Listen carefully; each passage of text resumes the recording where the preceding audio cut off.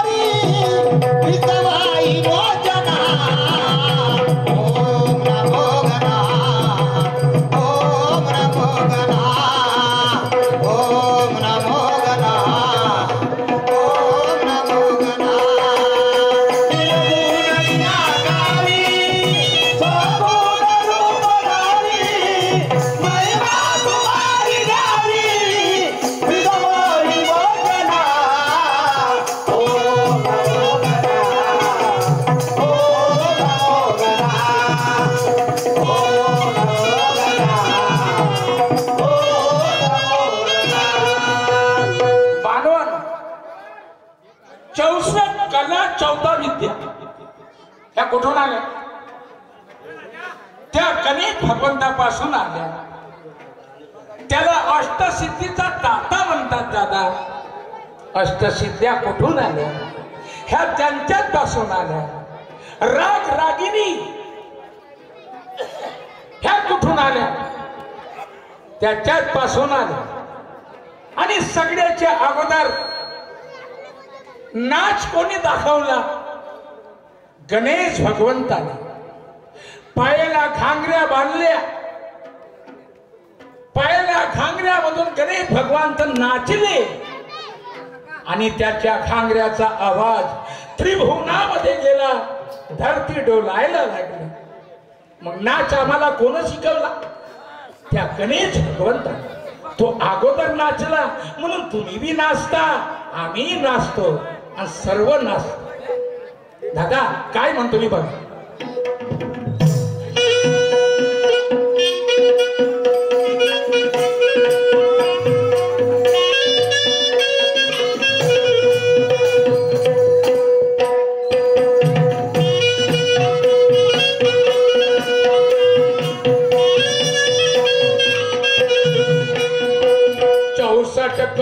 14 विद्या 64 कला 14 विद्या तुझ में भरी अष्ट सिद्ध्या 14 कला 14 विद्या तुझ में भरी अष्ट सिद्ध्या राग रागिनी भोकाये राग रागिनी भोकाये सप्त सुर के सानिध्या हो राग रागिनी भोकाये सप्त सुर के सानिध्या सब खेल है तुम्हारा होता नाम हमारा सब खेल है तुम्हारा होता नाम हमारा करके तुझे पुकारा ओ गौरी वंदना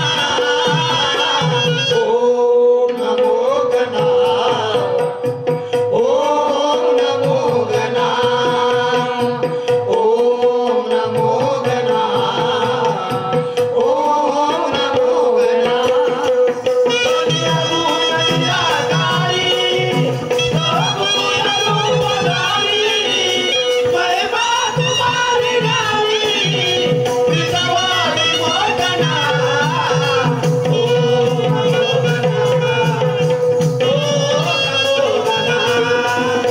ओम नमो गणा ओ निरगुण निराकारी सगुण रूपधारी महिमा तुम्हारी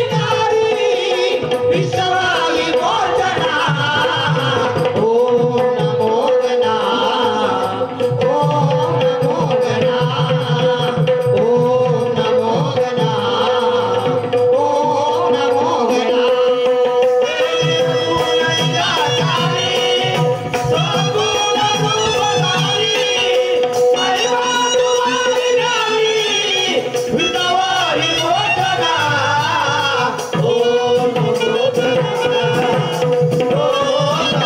नमो गणा ओम नमो गणा ओम नमो गणा त्या ऋषी मुनी लोकांनी हजारो वर्ष तपश्चर्या केली हे विश्व बनवणारा कोण आहे पण त्याला दर्शन नाही दिलं मा बाप दर्शन कोणाला दिलं या भक्ताला भक्ताला पंढरीच्या पांडुरंगानं 12 वर्ष नोकरी केली एकनाथ महाराजाच्या घरी पाणी भरलं गाई ढोरं चारलं नामदेवाबरोबर जेवण केलं दादा देवाला भक्ताची जरूरत आहे तीर्थस्थान म्हणले मोठे मोठे मंदिरं म्हणले प्रत्येक गावात आणि मूर्त मांडली पण त्या मंदिरात तर माणूस नाही गेला त्या देवाला नाही गमत तोही सकाळी उठून वाट पाहते का कोण ना कोणी भक्त माझा येईल आणि माझ्या अंगावर गडवावर पाणी टाकत तोही वाट पाहते दादा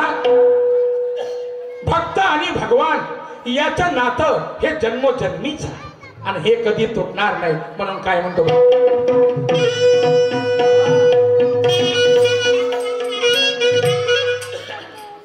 बांधवान हा दुय्यमचा कार्यक्रम आहे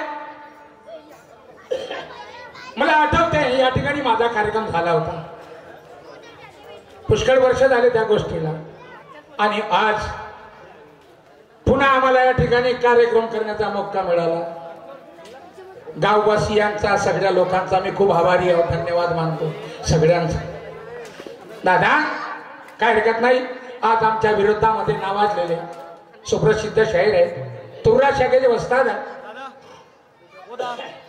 श्रीमाननीय बुधाजी भाऊ श्याम तर आम्ही लोक एकामेकाला प्रश्न विचारतो एक प्रश्न विचारतो शाहीर साहेबाला शंकरजी हा भिकारी बनला कशा करता एका भक्ताला वर देण्याकरता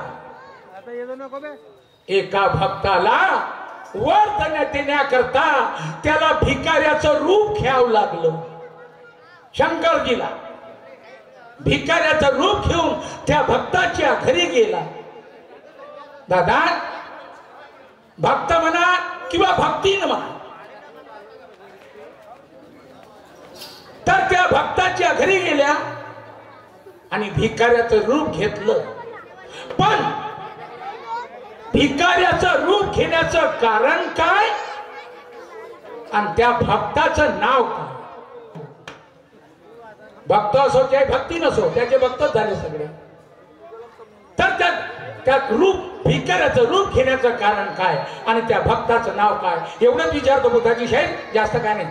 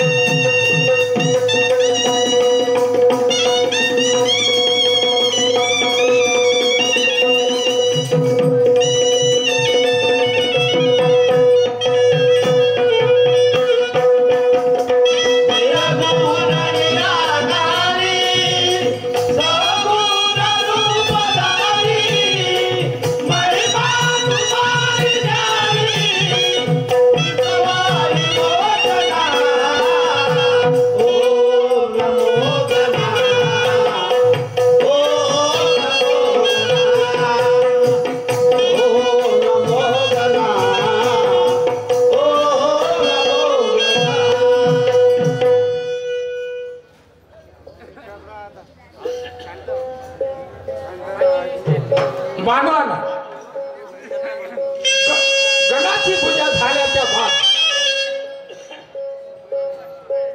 शाही लोक गवळण म्हणतात, गवळणीला सुरुवात करतात. गवळण हा शब्द कृष्णाच्या काळापासून, कृष्ण भगवंताच्या काळापासून गवडी होते. त्या गवड्याच्या बाया दही दूध घेऊन मथुरेला जायच्या, म्हणून त्या गवड्याच्या बायांना गवळणी हा शब्द मिळाला. तर हा गाई म्हशीचा धंदा, ह्या दुधाचा धंदा हा गवडी लोकांचा आहे असं समजत होते अगोदर. पण नाही दादा, गवडी लोकांना पुष्कळ गवड्याने हा धंदा सोडला. ते गवडी दिसत नाही, त्याचा धंदाही दिसत नाही. आई कुठं कुठं. आता हा धंदा कोणाचा झाला? हा धंदा झाला आमच्या शेतकरी लोकांचा. पहिला धंदा शेतीचा आणि दुसरा धंदा गाई म्हशीचा. या 40 वर्षाच्या अगोदरचा काळ बघा.